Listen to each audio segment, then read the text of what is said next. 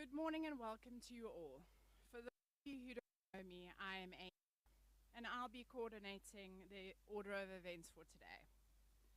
Let's start today's proceedings by joining me in a mindful moment.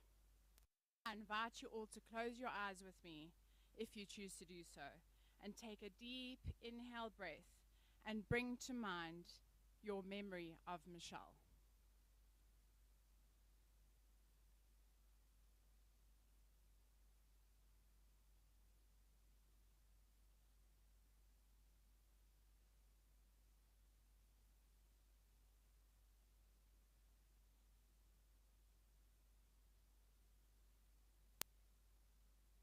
Thank you.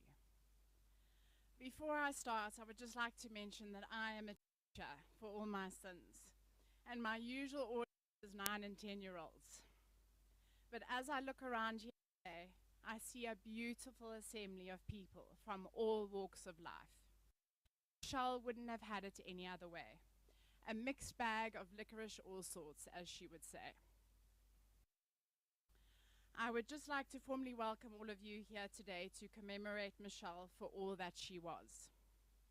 Michelle was her most authentic self all of the time, with no editing to even be mentioned.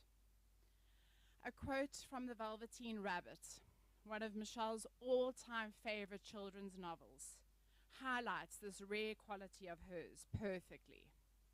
It reads as follows. Generally, by the time you are real, most of your hair has been loved off and your eyes dropped out, and you get loose in your joints and very shabby. These things don't matter at all, because once you are real, you can't be ugly, except to people who don't understand. Moving on, we will be playing 3 tribute songs, starting with Birthday Cake by Dylan Conrique.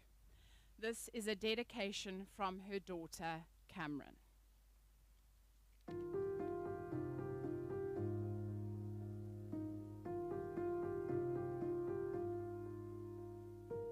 You called with the news, I thought you were kidding.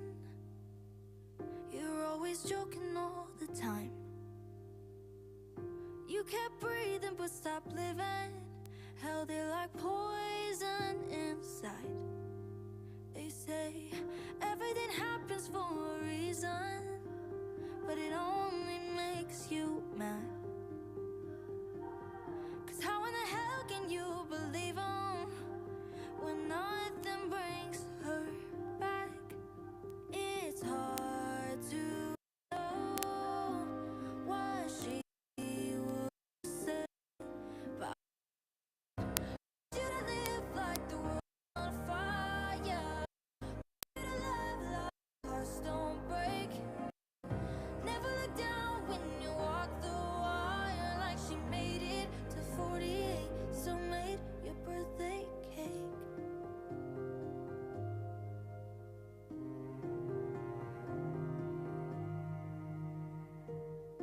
All the pictures on the same walls. Looks like she just went to the store. And when you look into the mirror, does it make you miss her more? When I knew she was always on your side, never missed a match. And when you see the moon, do you remember? She left you there and back. It's hard to know what she would say, but I think she'd want you to live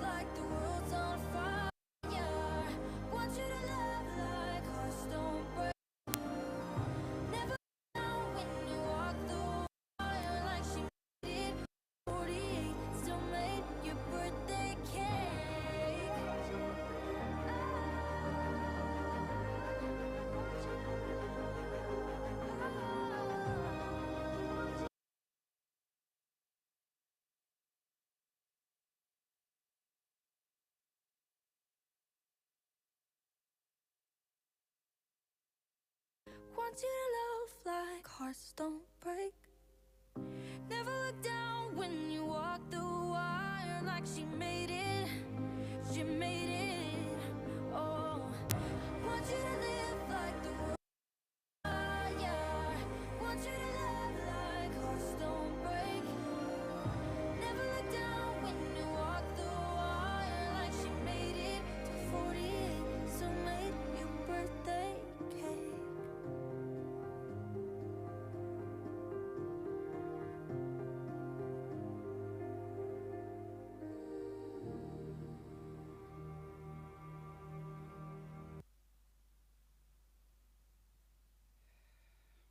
Thank you, Cam, for that song dedication to your mom. The most powerful lyrics to resonate with from this song are, should want you to live like the world's on fire. This is a message to you all, for you to be filled with passion, doing the things that you love. Michelle taught me how to live in the moment with absolute passion, like laughing until we cried, darkest of things, singing like we had no care in the world when road tripping, whether it be fetching Cam and Callum from school or going on holiday. There were definitely no idle voices there. And having dance parties. Oh, how we had dance therapy to shake out all the uglies of bad days. Stacy, Michelle's cousin, will be sharing a heartfelt eulogy with us.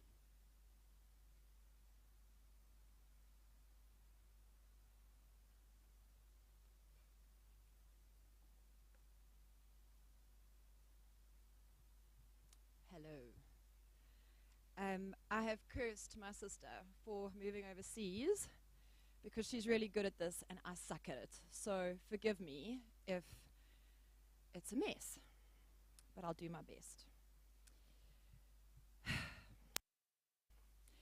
Not in my worst nightmares did I ever think I would have to stand up here in front of all of you and do this, to say goodbye to our Mishi. Not in any rush to leave the womb, Michelle made her entrance into this world on the 9th of April 1981 at 8:15 p.m. June brought her home to the world's proudest grandparents, Opa Martin and Nana Lorraine. June was smitten with her little princess, and her mommy was Michelle's whole world. When June had to return to work, Mishi was left in the doting care of her Nana and her extremely bossy Auntie Dee. This worked out well for Mish because she got oodles of love, and Auntie Dee was a package deal. She came with Sam, my sister and Mishi's cousin slash built-in new best friend. They were inseparable. Wherever they went, people would remark on the beautiful little girl that was Michelle and her cutie ugly cousin Sam. When Mish was around 8 months old, a new face came on the scene, Chris Forster. He swept both June and Mish right off their feet, and he fell in love with them both. All was rosy in their happy little bubble, and after 4 idyllic and indulgent years, Mish's bubble burst. Rory was born. Man, Michelle was jealous. But although she fought with you so often, she loved you and adored you so, so much. She was so proud of you and Tracy and your beautiful, beautiful children. And I know that it was something very important to her to make amends for any trials and tribulations she put you through over the years. She loved her brother madly. Mish was a bright young thing, and off to preschool she went. This lasted exactly 1 day. Day 2, she hung on a lamppost, kicked and screamed, and flat out refused to ever return. Chris adopted little Mishi when she was 5, and to her, he was the very best and most fun daddy in the whole world. Later, she used to have us in stitches telling us about Chris's ridiculous dad jokes, about his ballroom pants and singing Harsey to her boyfriends. She loved her daddy so, so much, Chris, forever. And she was so grateful that you had found Marty, someone to care for you in your toppy days. At primary school, she made her very first friend, Kathleen Franklin, who has stuck by her side for the rest of her life to this day. And Michelle had a lot of other precious, precious friends who have been with her through thick and thin, through the good times and the hard times and the bad times and the awesomely fun times. We want to say thank you to all of you for being there for her throughout it all. Mish flourished at school. She did so well in class, so much so that she actually knew a lot of her bedtime stories backwards and forwards and frontwards and by heart. To confuse and challenge her, Chris would sometimes try and read the sentences backwards to her, just to, confuse her. Anyway, Michelle got her back. One parents' evening, Chris arrived and signed off the attendance register, and as he was about to pick it up to sign, the teacher swoops in, she took it out of his hands, she said, "Don't worry, Mr. Forster, Michelle's told me you don't know how to read. It's okay." Cheeky little devil. Every holiday throughout our childhood, the Forsters would holiday with us on our farm in Port Edward. These were our halcyon days. Mish was our leader. Namer of rocks, queen of Danger Hill, Evil Knievel on our little motorbike, and co-chief tormentor of Rory and I. One of her favorite games was making elaborate treasure hunts for us, very often ending in a dog poop. Her wicked sense of humor was blooming from a young age. Her and Sam would trade us magic bark for our pocket money, cast us as rocks or silent trees in their productions where they were always the stars. They would suggest playing hide and seek with zero intention of ever looking for us. It was the perfect childhood. My sister taught me to read, but Michelle read with me. She loved books, she loved words, and she shared that love with her children and even with me. Fast forward to high school. At Mondial, her grades were not amazing, but the boys loved her and provided a welcome distraction. It was during these years that her passion for art and design began to grow. Every fashion show she entered, her designs would win top place. She was exceptionally talented, and this led her to study fine arts after school. It was around this time that Michelle and Michael got together, and a little while later that they discovered that they were pregnant. Enter Cameron J. A gift straight from heaven. Never before has a child been more loved by a family than our little Cam.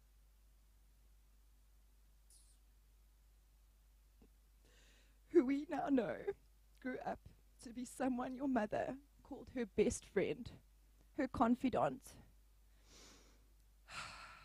and of whom she could not have been more proud. Cameron, your mom loved you so, so much, and she always will, forever and ever. When Michael and Michelle parted, Mish knew what she was looking for. She asked her mom one day if she could invite a guy for dinner at their house. She said to her mom, "Mommy, this is the man I'm going to marry one day." Nice. And in spite of the curry that June says he pushed around his plate gingerly that evening, Andrew stuck around. He stuck around for the long haul. And after courting both Mish and Cammy for some time, Andrew and Michelle were married on a paradise beach in Mauritius on the 14th of September 2008. It was a day that Mish had dreamt of her whole life. She married her Prince Charming. and her dreams were realized. She loved you so much.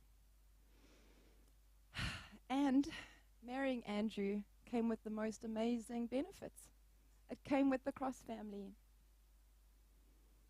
She gained a ready-made precious family of crosses. John and Sharon, Ben and Charlie, V and Amy, Georgina, Sienna, Mia, and all of the rest. I know I probably left lots of you out, sorry. Michie loved you. She loved every one of you. She spoke fondly and proudly of every single one. Of all the fun times you had together, the ridiculous parties and elaborate costumes you would dress up in your parties. She adored you, each one of you. Andrew, even though Michelle would often joke that you were the world's most accident-prone man, who also had the most sensitive stomach, she idolized you. She loved you with a love so fierce and so completely. A couple years later, one fine young gentleman was born, Callum James. Michelle was besotted with you. You'd have sworn she was the only human on earth to have ever produced a baby. You were it, Cal. She thought you were the cleverest, the funniest, the quirkiest, most beautifully perfect little angel in the universe. You were her world. Cal, your mommy was so very proud of you and the young man that you are growing into. She loved you more than you will ever know, and she always, always will. Always. For real. Michelle was crazy cool, ridiculous and irreverent, razor-sharp clever, and completely accepting of other people, regardless of who they were. She was brutally honest, sometimes to our sorrow. She was passionate about her family, animals, music, art, dress-ups, and Coca-Cola. She was complicated and complex, a deep thinker with even deeper feelings. Michelle was one of a kind. My last good outing with Mish was she came down to Belito and she snuck my children out of school, like she was wont to do, and she took us to Monkeyland. And it was such, I'm going to treasure this memory because we walked around there. She looked so at peace. She was with people she loved, and she loved being in the forest, listening to the birds and the animals, and she really just, yeah, that's how I'm going to treasure that memory of her. I can't believe that you're gone, Michie, but we will remember you with joy in our hearts. May your spirit fly free and be at peace now.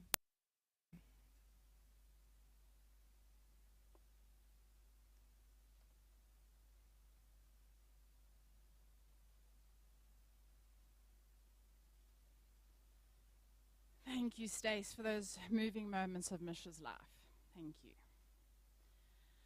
Now we will listen to Andrew's song dedication to his wife, Wildfire by SYML.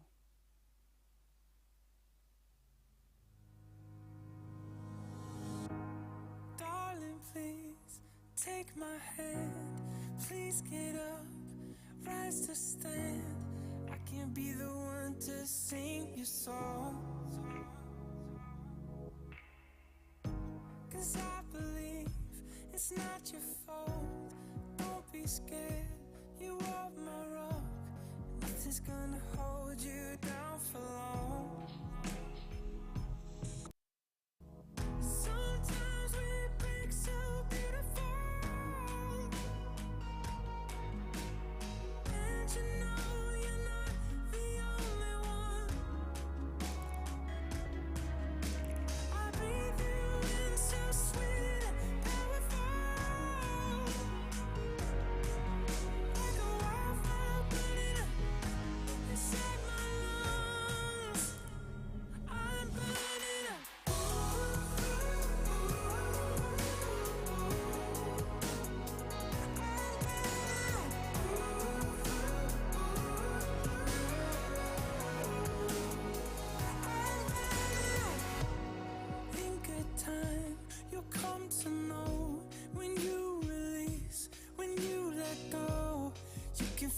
yourself where you belong. 'Cause you're not too much, you are needed here, you are enough. Nothing's gonna hold you down for long. Sometimes we break so beautiful, and you know you're not the only one. I breathe you in so sweet and powerful, like a wildfire burning up inside my lungs. I'm burning up.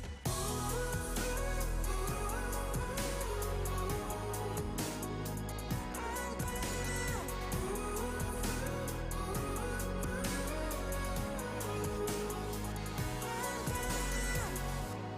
Darling, please give up, drop your hate and sing for love. Let me be the one who sings along.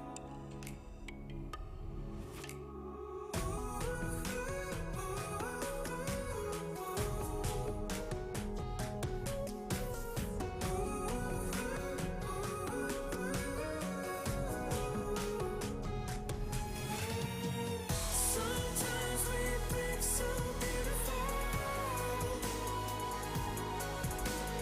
and you know you're not the only one. I breathe you in so sweet and powerful, like a wildfire burning up inside my lungs. I'm burning up.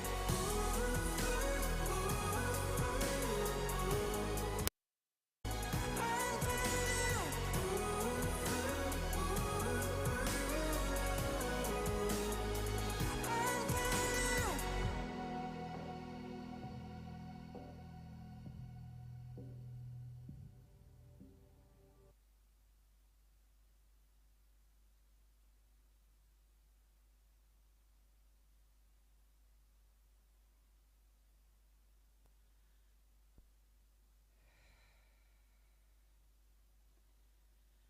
So, the core meaning behind these lyrics to this song are about finding strength within oneself to overcome and fight challenging times. The song infers that even when things seem too hard and uncertain, when we come together and focus on love and hope, we can move forward and find our way to a better place. Now we will read out the letters and tributes from loved ones.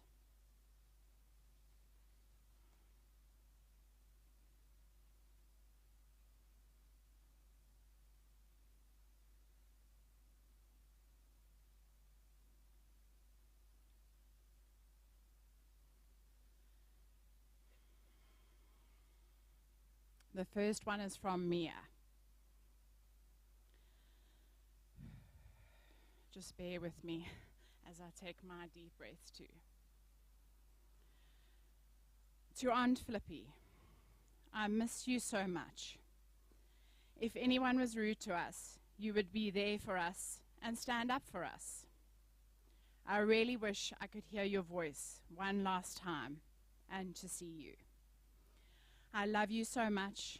Goodbye, Flippy. You will always be loved by us. Love, Mia.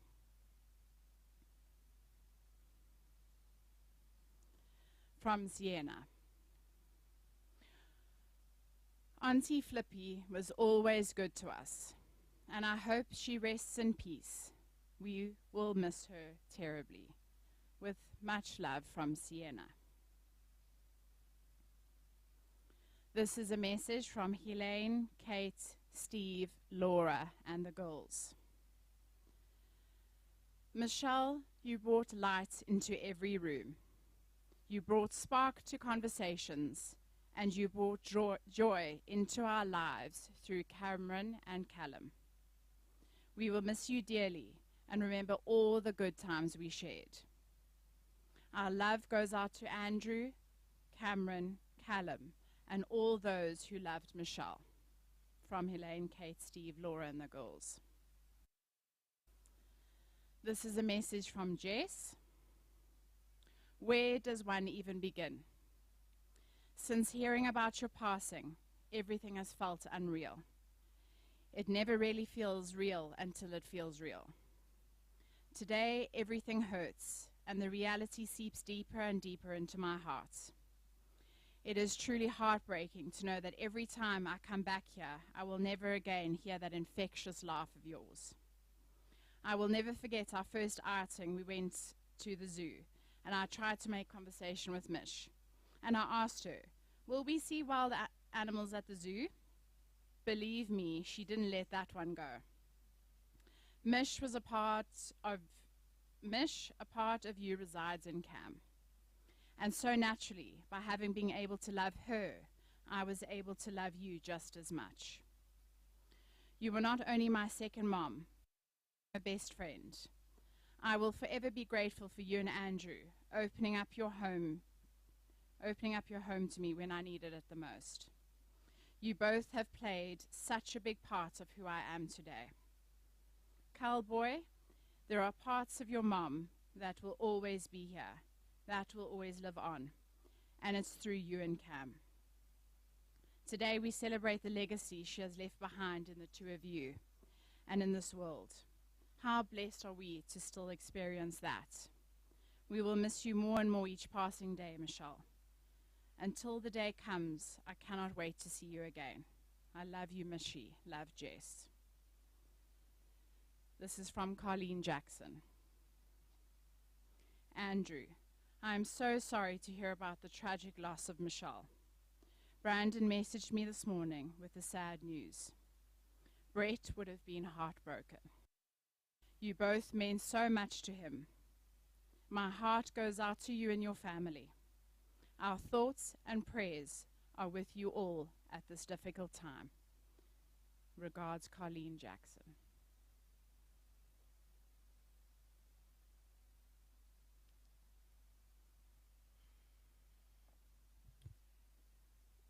This first letter is from my Mia. Mishy was an amazing aunt, cousin, incredible mom, and a loving friend. Whenever she came to Belito, she would take us on outings and buy us gifts. There was never a dull moment when Mish was around. I love you, my Mishy. Love, Mia.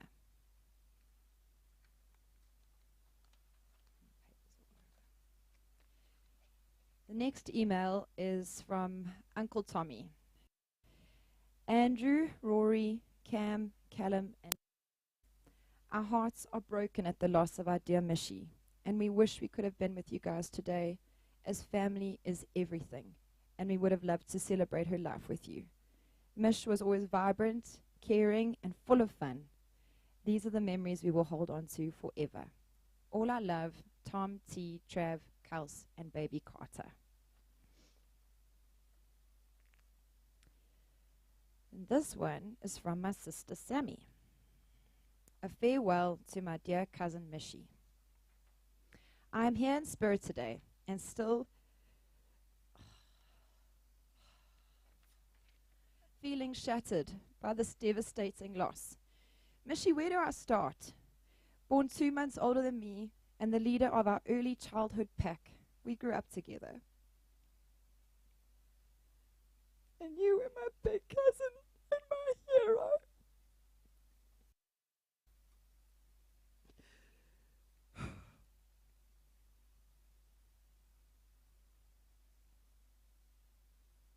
One of my earliest memories of us is when Father Christmas came to Nan's house in Joburg.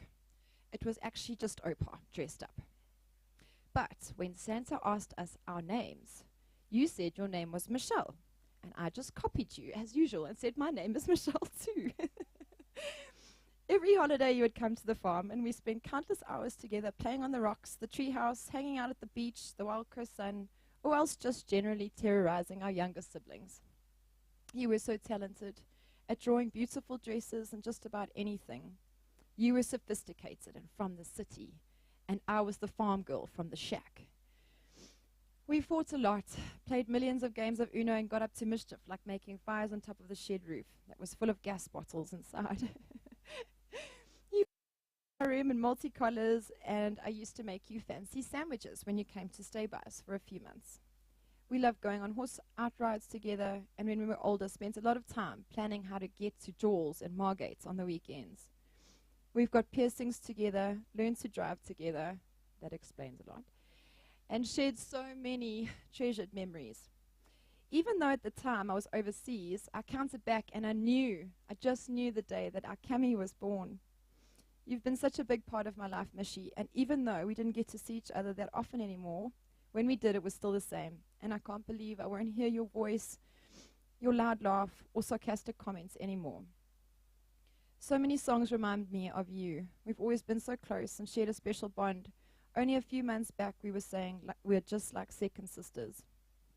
I still use and love my teal leather handbag you chose for me, and it reminds me of you and June every day. I will miss you, Kazi Mish. I was always so proud of you, and I still am. I respect your wishes and hope you are free and at peace now, and I will remember you often and forever. This one's from Rory.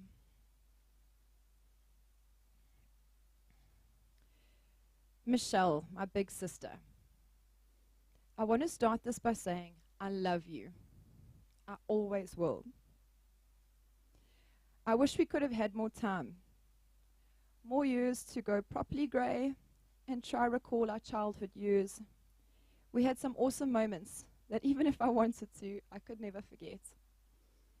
There are already too many things starting with I here, so let's focus a little more on you. You, my big sister, you were always laying down a guiding path for me to follow through the years. You protected me, fought with me, and for me. Always awesome to me. A sister that I look up to. A sister I still look up to now, albeit in a slightly different way. I love you.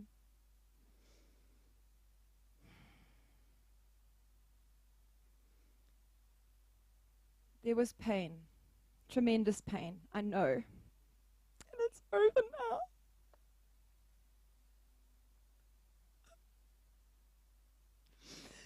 Rest, my love. Take rest from this world and heal. For me and for us, it'll take a lifetime to heal. There is heartbreak in everyone right now, and I forgive you. But that is rather selfish from my side. You don't need my forgiveness. It hurts, yes, like you cannot believe. It hurts those you left behind. You knew it would. It's difficult now. But I do not hold that you needed a release from the pain. Your soul needed a break. The soul's journey is complex, eternal, and yours is ongoing now in another place. Remember us, my love. We will always remember you.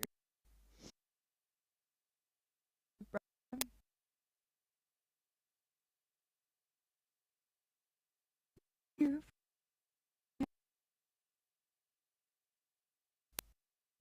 Me, as I know you.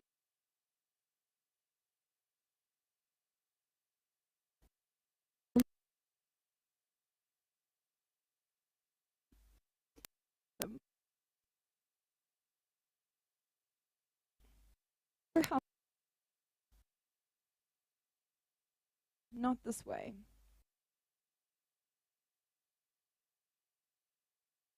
Mom and Dad.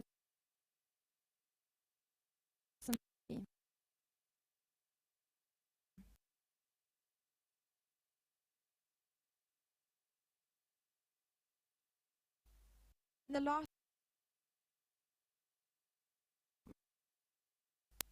my dog missing you. And it's searching for so this very painful ever.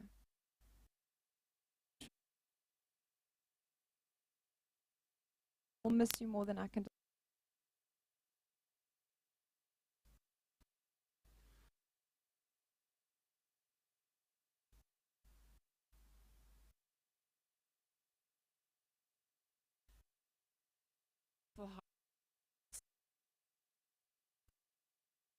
I would pour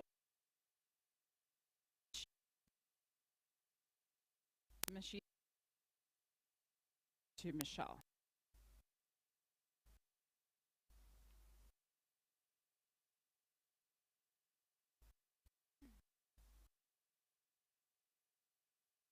Gonna try best. Can you hear?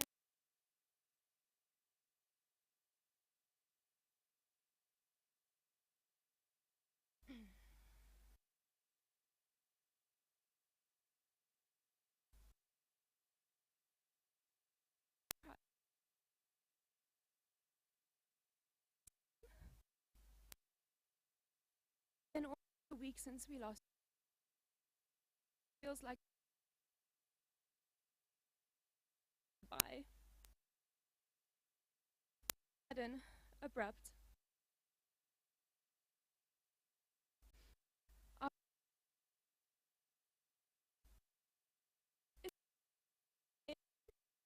The sun,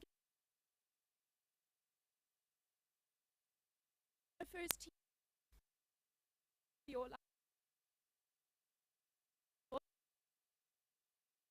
Every look.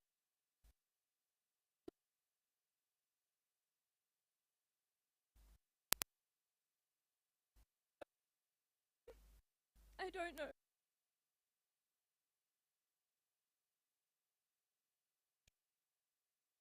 You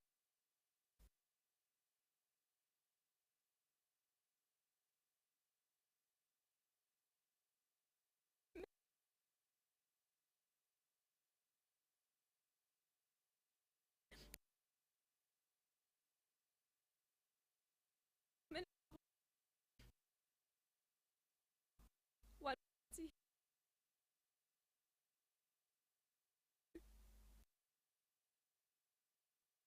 you how much about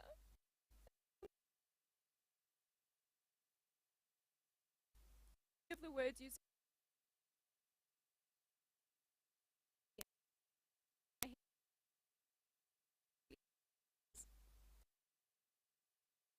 A moment that, and I will forever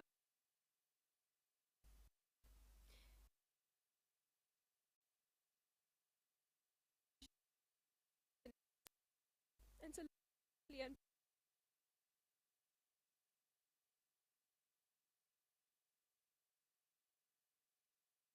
I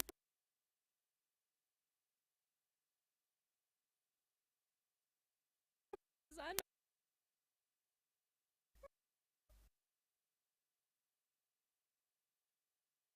so much about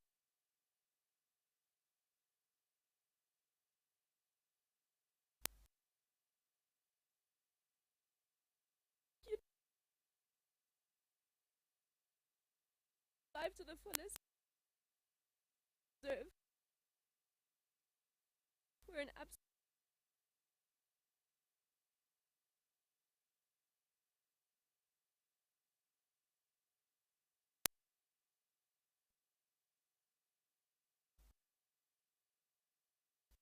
you often fact that I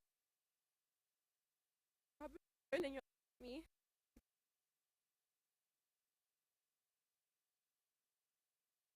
This is a my if, if and a sense of stuff and do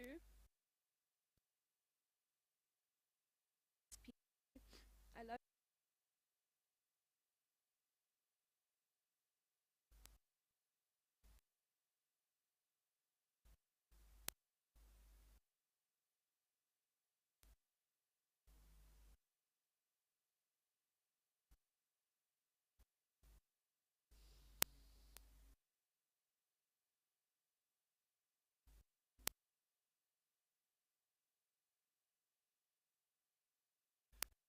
If you know me, I'll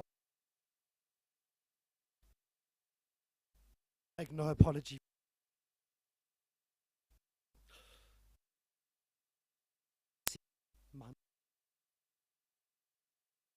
I remember clearly.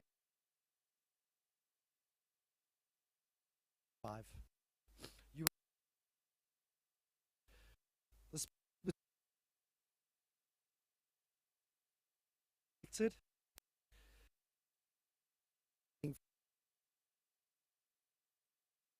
It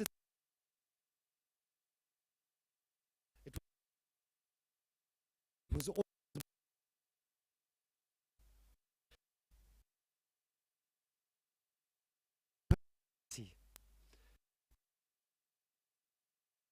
ah,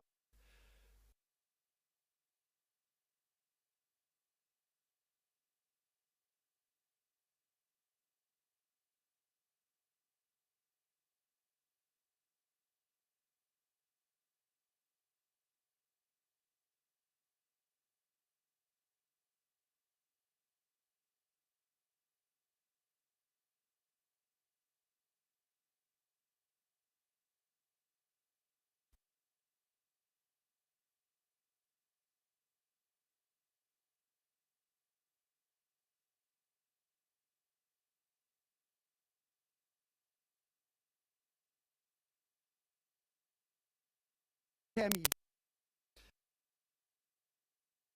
house.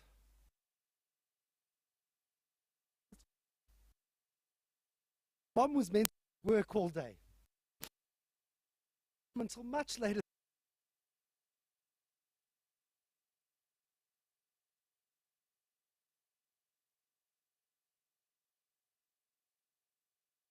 Of years old.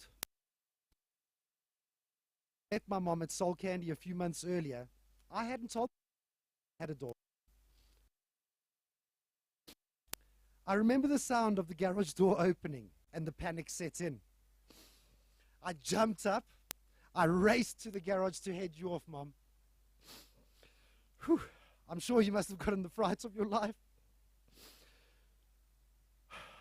I ran in, I greeted you, which was unusual. Normally I would have waited for you to come in. I remember saying to you, Mom, my new girlfriend's here. You remember Michelle from Soul Candy, right? You said yes. You smiled. I said, also, her daughter's here. Surprisingly, your smile broadened. I was a bit confused. You know, it's daunting for a mother to see her 23-year-old son now dating a woman who has a child, to be fair.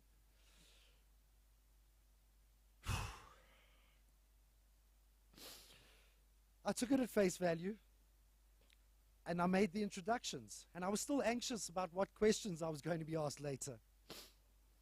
But suddenly my mom excused herself from the room and said she had to make a call. This actually created even more anxiety in me, because that was unlike my mom, to meet a new person and leave the room almost immediately. I later learned that my mom had to immediately phone my sister and tell her what had just happened.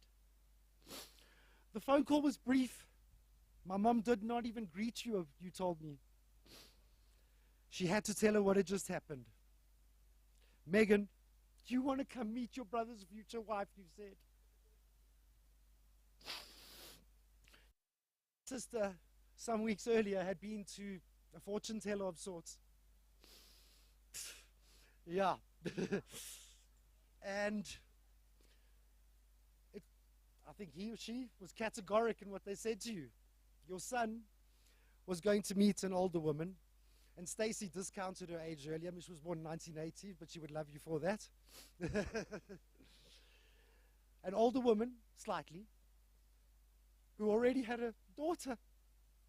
And I would marry this woman. You knew it in that moment, Mom.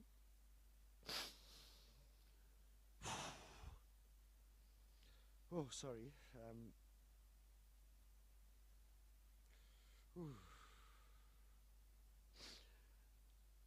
Okay. Mish, you and I actually knew this already, though. That's the interesting part. As you know, we had been chatting and getting to know one another in your first few months of employment at Soul Candy. Naturally, it was all professional and there were no ulterior motives whatsoever. from either side. I remember it clearly, Marcy. It was the last weekend of January 2006. I was playing at two different clubs on that Saturday night. The first gig was at Natural Groove in Randburg. As you know, Uber had not been invented in 2006. And me being a responsible 23-year-old DJ that I was forced to only drink soft drinks that night. Because I'd been hydrating with so many soft drinks, I was in urgent need of the men's room. But I was already cutting it fine to get to my next gig. So I ran quickly to the little boy's room and relieved myself.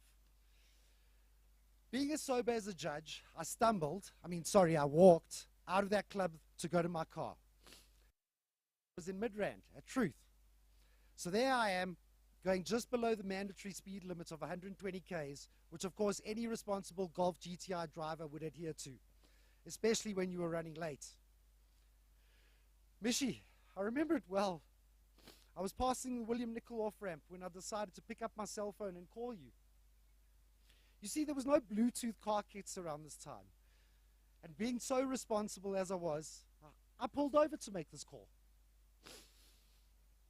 So there I am racing now at 140 k's an hour, around the left-hand bend to split towards Midrand.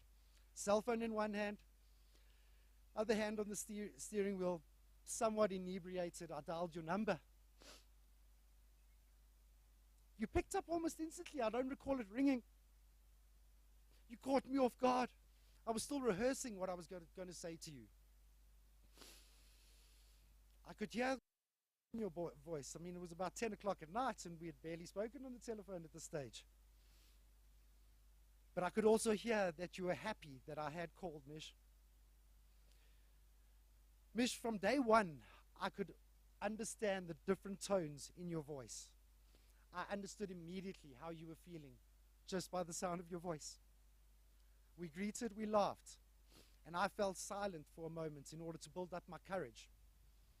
To this day, I don't know why I went from merely asking you out on a date to saying what I actually ended up saying to you. I think it may have had something to do with the alcohol, not sure. But in that word, my words failed me, and I simply said, Michelle, do you know something? You asked hesitantly, what was that? I replied, I'm going to marry you one day. I'm sure you were quite freaked out by this. Although you always tell me you were surprised and excited, you must have been a bit freaked out. This drunk guy who you were working with phones you out the blue and essentially proposed to you without any warning. Who wouldn't have been freaked out? Your response was, however, so perfect. You see, you knew I'd been involved, but what you were unaware of was that I was recently single. You hesitated for a while. I was dying inside after my accidental proposal, literally dying of embarrassment. You simply said to me, well, Andrew, why don't you lose the girlfriend and call me again, and we can have a chat about that. You've told this story so many times to so many people to tease me, Mish. Guess what? The joke was on you because I was right. You became my wife on the 14th of September 2008. Wow. It was the happiest day of my life. I need to jump back in time a bit here, because I want to tell people of the discussion we had on our very first date. You explained to me how precious Cammie was to you, and that you lived for her and had to protect her from every danger in this world. You explained to me that you were concerned and worried because I was only 23 years old, and you said to me, you have your whole life ahead of you.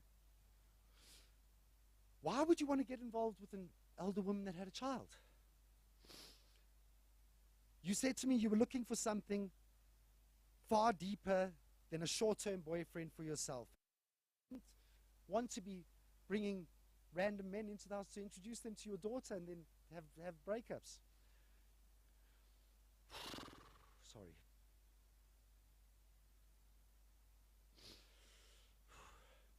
You weren't asking me for a marriage commitment at that stage, Mish.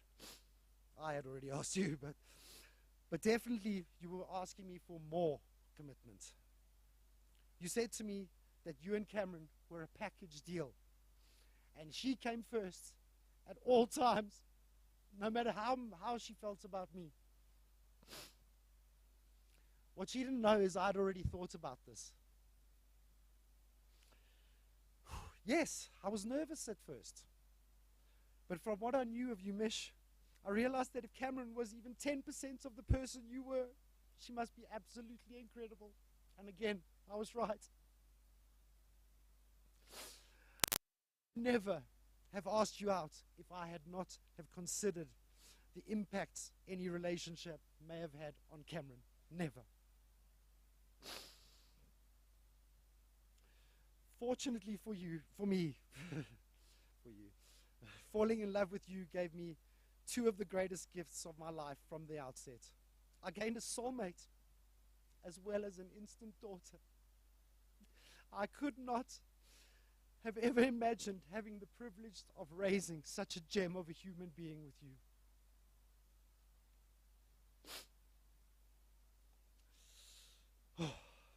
Mishi, I'm sorry, I wasn't going to say a short speech, but I started writing at 2 a.m. and I didn't stop. And I finished this at 8:45 this morning. And it just flowed. So I'm going to do it. Mishi, we brought our first property together and moved into it in December 2006. Oh, how happy we were there. I asked you for the second time to marry me in November 2007. Fortunately for me this time, you were the only girlfriend I had to lose for you to answer the question. I wrote the question on a piece of paper and left it in my cupboard with a ring. Babe, do you remember why I had to do it this way? Should we tell people? The idiotic jeweler had mistakenly phoned you to tell you the ring was ready. And so, you were expecting a proposal. The mystery had disappeared, and it was then that I decided I need to reclaim an element of surprise. And so I delayed the proposal. I probably waited about two or 3 months, I think it was. And you were getting God, were you frustrated. Dinner after dinner, no proposal. It felt somewhat cruel. I'm not going to lie about that. I can remember your face after one particularly romantic evening out. But when I asked for the bill, you sunk into your chair and your face changed. And I felt so bad, because if it were up to me, I would have already asked you at the first opportunity. I did. So on the way home, you were silent. I remember that feeling, the silence in that car. It was then I made the decision. I can't wait anymore. Just before we pulled into our home, I said to you, how would you like to go for dinner at your favorite restaurants on Sunday night? Your demeanor changed. And I thought to myself, there's my mission. But once again, this made things obvious. And I still wanted to surprise her. I was unable to work out at what stage of the dinner would be best to maximize the surprise effect. I had a plan, but while getting ready to go to dinner that night, I quickly changed my mind. And I quickly wrote, "Will you marry me?" on a piece of paper in a scrappy handwriting. I opened the ring box. I placed the note there, and I closed my cupboard door. I had no idea how I was going to get you to go to the cupboard and open it at that stage. That was to be determined. And Cameron was born in the one, and Callum in the other. The smaller baby, Cam, was born in the bigger side. The bigger baby, Callum, was born in the smaller side. They each had their own special little place in your body, Mish. What a time that was, Mish. The only thing I would have changed about that experience was that for some unknown reason, Michael, the hospital tagged Callum's cot with the incorrect surname for our son. It said Baby Ruiz. This was Michelle's former married to Michael, who's sitting here in front of me. I often used to joke, you see,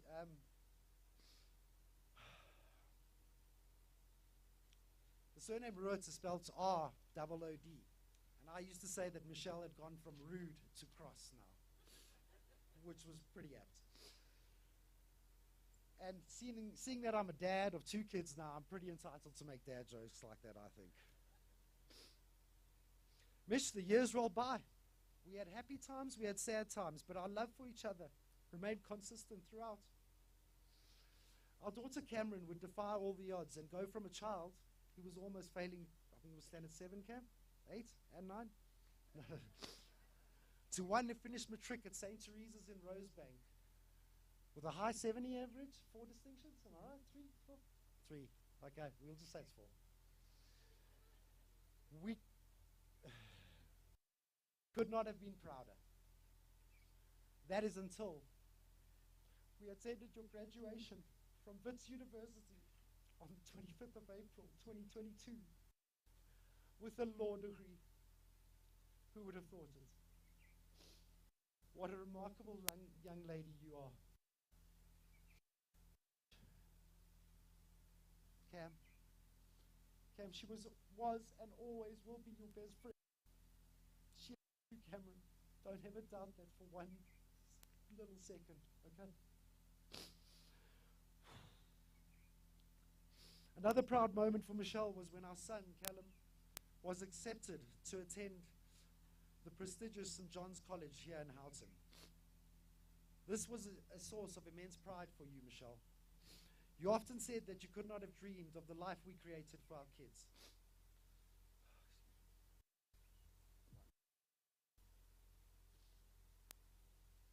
I think I'm doing okay.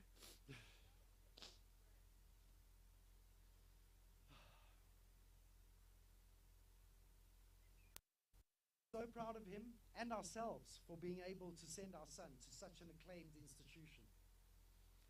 His teacher sits there today, Father Topello, and many St. John's parents. Our boy is in upper 3 now, or grade 7. Just a few weeks ago, Mish and I were chatting about how incredible it was when Callum came home with the leadership cap for his grade 7 year.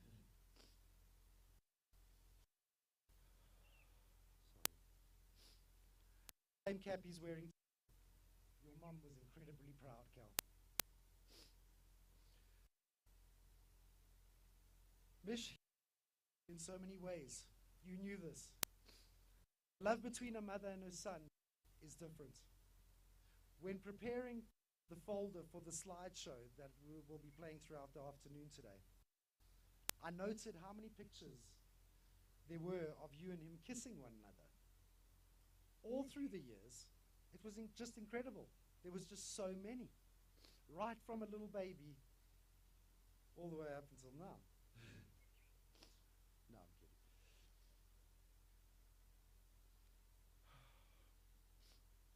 Mish, he was and still is and will always be fiercely protective of you. You know that never changed, even in your passing. He wanted to protect you as you wanted to protect him from any hurt imaginable. Marcy, he has your artistic talent. My oh my, were you a great. I still have all your works, including the book you illustrated at the end as the end of year gift for Callum's, I think it was grade 0, his grade 0 teacher, Mrs. Ennis at St. John's. Each boy had written a short story as a gift to the teacher for the end of year. And Mish took each story and illustrated a picture relative to that story. It was then bound and put into a book and given to Mrs. Ennis as a gift. It was truly remarkable.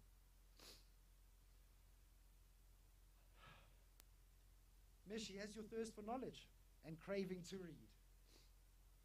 His reading ability was prevalent from an early age. He spoke relatively early too. And you taught him that whenever someone asked what his favorite book was, he must answer with The Origin of Species. He was. I was so grateful for the gift you gave him, as I think the last book I had read at that stage was The Witches by Doll in 1993. Mish, you read furiously all throughout your life, as Stacey touched on earlier. I can remember you consuming 3, 4, 5 books a week at some stages. You loved to read, and you loved physical books. As a result, I will keep them safe forever, Mish. Callum also loves animals, just like you did. This was a passion of yours, and one which you know you should have pursued more aggressively. Despite that, we had so many happy times at our private camp Eagle's Nest in Botswana. On Wednesday last week, we had discussed that our allocated dates for this year are December 6th until December 12th. You exclaimed to me, why so far away? Can't we go to another reserve sooner? The bush was a healing place for you, as it was for all our little family. I wish I could have taken you there one last time to heal my babe. I really do. Mishi, we almost had it all, I thought. And maybe we did at some stages. Maybe we should have focused more on what we did have than what we didn't. We had our stunning family, 2 beautiful children. We had loving extended family relationships, beautiful home, and so much more opportunity to live and experience so much more together. Our marriage was amazing for the most part, Mishi. It really was. Our relationship was true. We loved, we laughed, we fought, we cried, we made up, and then we fought some more.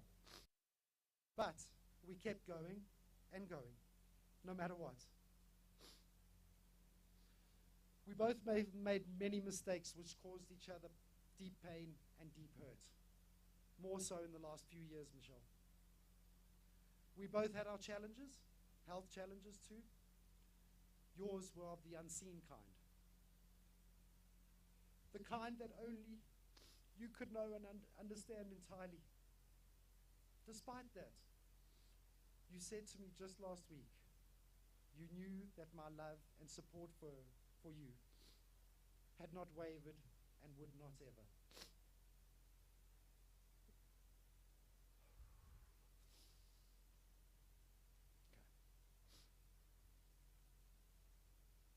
You were right, Mish. I was never going anywhere. I was never going to leave you. I loved and still love you with all my heart. My baby, I wish things were different. I would give anything to know how to solve this puzzle of Michelle. It's time for me to let people in, Mish. We need people to know. Because often in circumstances such as these, people are left wondering why. Why, oh why did this happen? The truth is, Mishi, you knew, and you told me many times why. You gave me that gift of knowing why you had to go. Doesn't feel like a gift, but it has offered me some comfort and some relief. Your logic may not make sense to most or anyone, but I thank you for communicating your most painful truth. We communicated in such a calm, cool manner over the last week, 3 weeks to a month.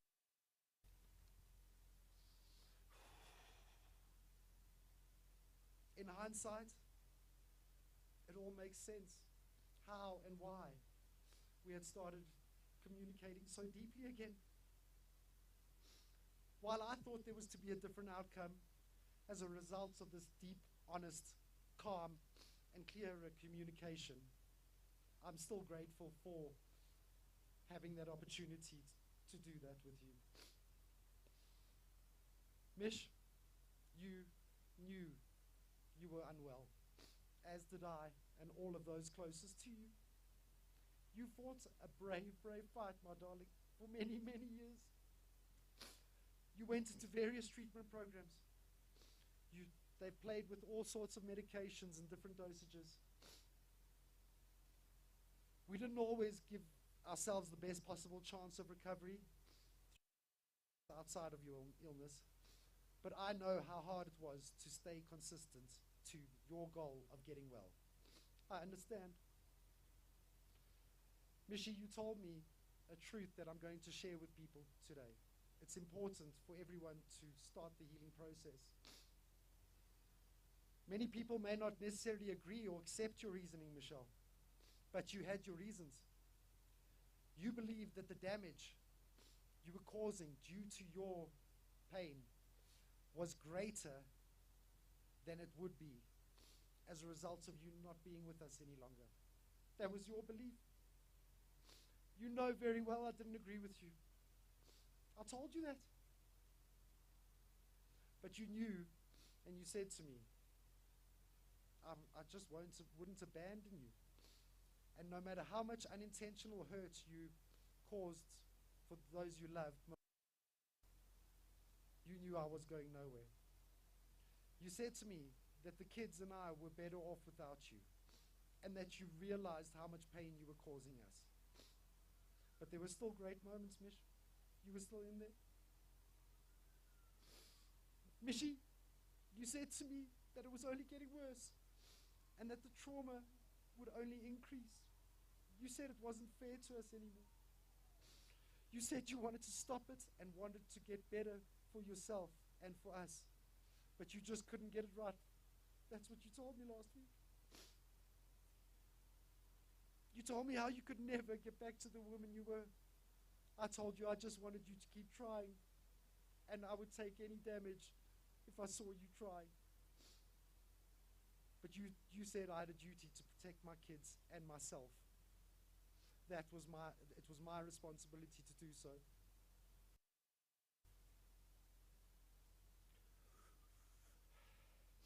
You said to me, now knowing that I wouldn't walk away from you. And maybe I should have, to save you, I don't know. No way in hell was I ever going to walk away, Mish. You're forever my person. When you told me, Mish, it was the scariest thing I've ever heard. It must have been even more scary for you, though. You believed you needed to take the decision out of my hands in order to protect myself and the children. You believed it was merciful to do so, Mish. The kids and I believed, and probably still believed, you were totally wrong. However, while I disagree with your conclusions, babe, I can understand your point of view.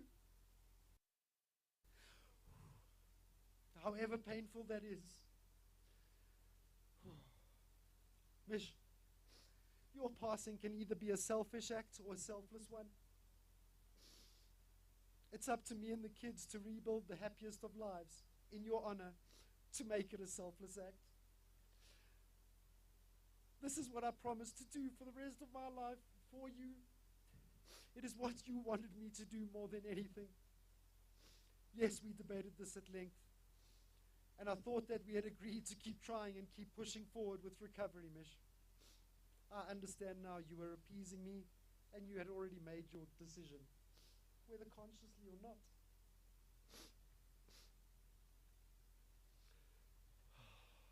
Whatever. I promise it's almost over. Mishi, sadly, you made that choice on Saturday morning while I slept meters away from you. I'm so sorry I wasn't there to stop it. But I now know that even if I had been able to stop you at that point, it would have just delayed what now seems like, and actually was, an inevitability. You always said to me you didn't belong in this world, Mish. I'm sorry you felt that way.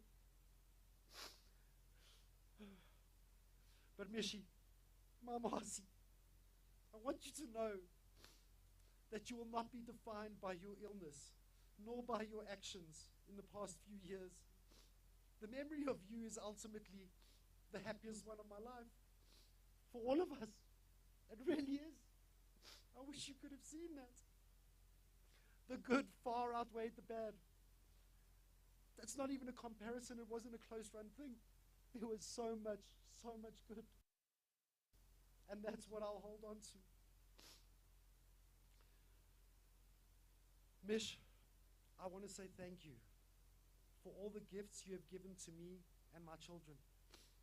The joy you brought me and the joy, the memory of you will always bring me. You will now watch over us from afar, and we will always keep your memory alive and celebrate you, Michelle.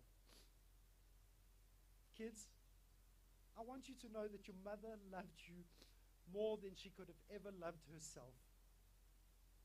Don't ever think for 1 second that was not the case. She believed she was doing this for us. Whether right or wrong, we actually have to accept that. It will be hard. We'll fluctuate. We'll experience anger. We'll be angry with her. But it's okay. I promise you this. I will be there for every step of you. For every step. All of the way. I promise you that. Mamish, I hope you have found peace now, my darling. I actually know you have. Your battle is over and your torment has stopped. I'm grateful for that. It's a relief to me that you are out of pain. Marcy, I love you with all my heart. That will never change. Rest easy, my precious soul. Eternally yours. Angel face.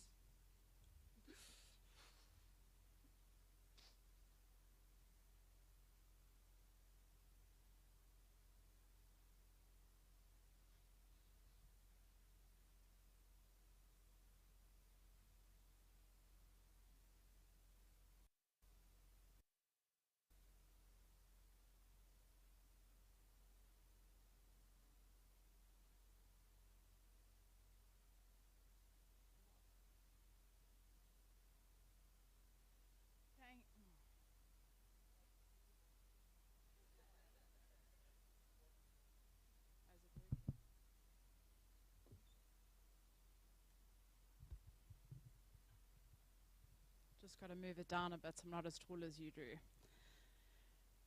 Thank you, Cam and Drew, for your honest words. Yes, it is working. Got to discover these things as you go along. We are all sending Cal, Cam, Drew, the family, and friends light, love, and healing during this tragic time. Michelle sent me a quote once, which makes complete and utter sense.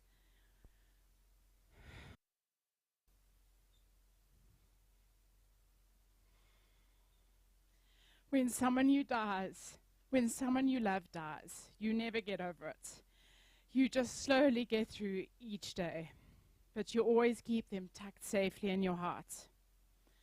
Let us all keep Michelle tucked safely in our hearts forever. Now we will listen to Michelle's song, Photograph, by Ed Sheeran. This song is essentially about love. If you love someone, wherever they are, you would still have that love. You should cherish the memories you have with that person. Keep the memory of Michelle tucked in your heart.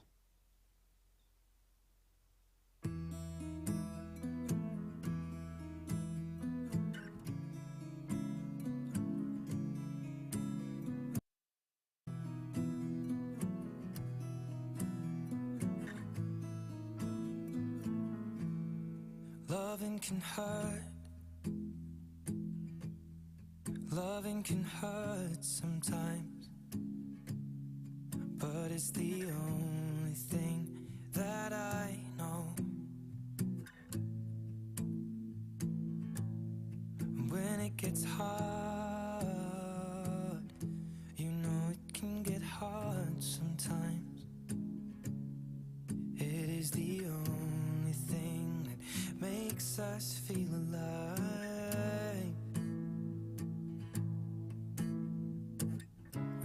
this love in a photograph. We made these memories for ourselves, where our eyes are never closing, hearts are never broken, and time's forever frozen. So you can keep me inside the pocket of your ripped jeans, holding me closer till our eyes meet.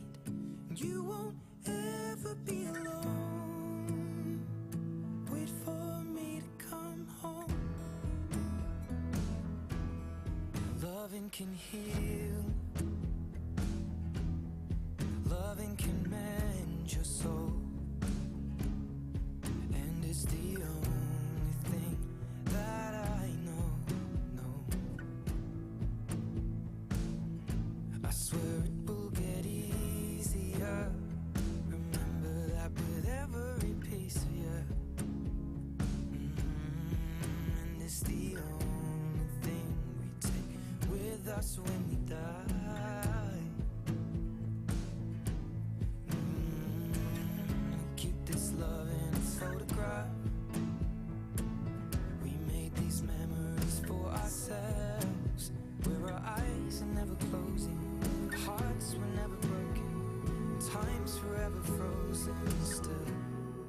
So you can keep me inside the pocket of your ripped jeans, holding me closer till our eyes meet.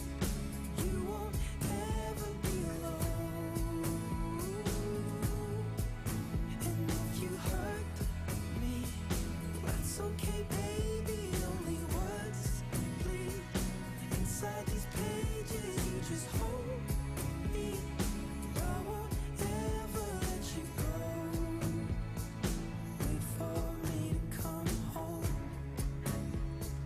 Wait for me to come home.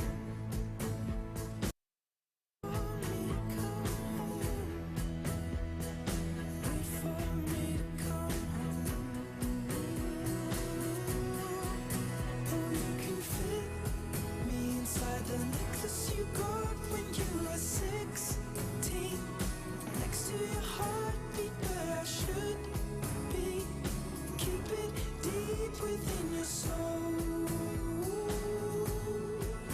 And if you hurt me, well, that's okay, baby.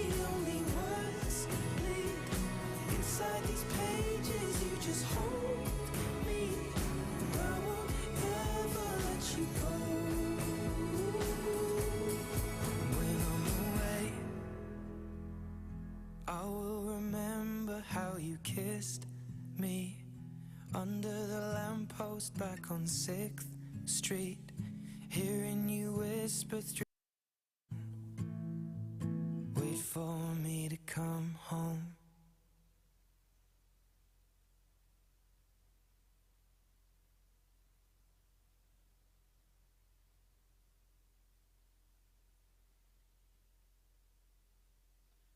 So let us all try and keep her memory of Michelle tucked away in our hearts. Bear with me. Is this on? Hello?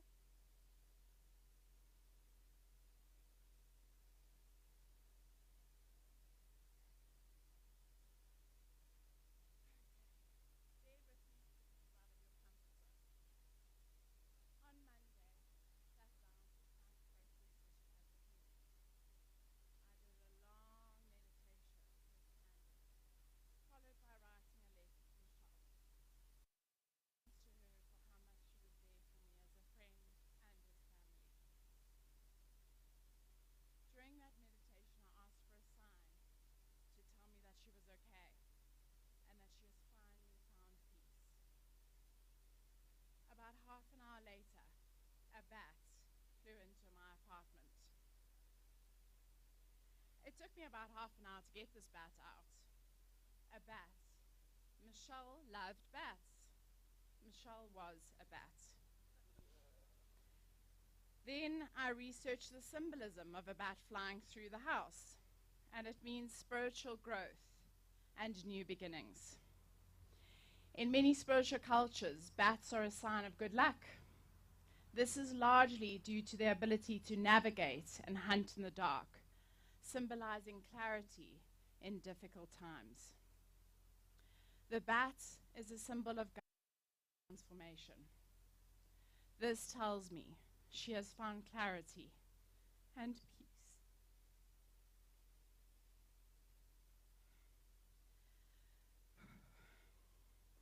The message I'm sure we all have for Michelle is, you are loved, you are missed, you are remembered.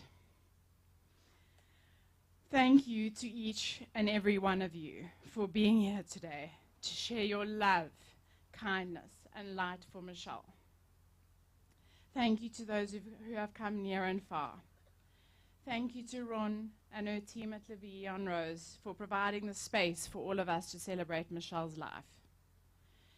Thank you to everybody who made and helped this day possible. There are just too many people to thank, but know that your contribution is greatly appreciated. Please family for some delicious canapes and drinks to celebrate Michelle's life. Thank you for coming today.